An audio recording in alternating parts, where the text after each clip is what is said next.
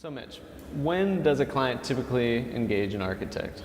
So in most cases, for a single family custom home, for an end user, the client will engage us after they've purchased the property, worked with their realtor, owned the piece of property. However, there have been some instances where a client, and this has mostly happened with developers, will engage us prior to a property purchase. There's a standard AIA contract that you can use, which is called a site analysis contract, where you can engage an architect to go onto a piece of property and do a preliminary site analysis. Now this includes things such as a preliminary zoning analysis.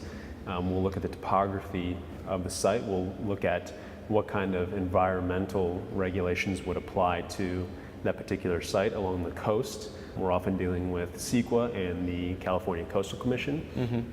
So I think, speaking in terms of an investment property, I would always suggest that an investor or developer, if they're searching to purchase a raw piece of land or a home which they're going to tear down, rebuild, or do a major renovation, remodel, I would always recommend getting an architect on board to do a preliminary zoning analysis. What we do in that is look at, what's the maximum height you can build on a piece of property? What's the maximum allowable buildable square footage you can build on a property?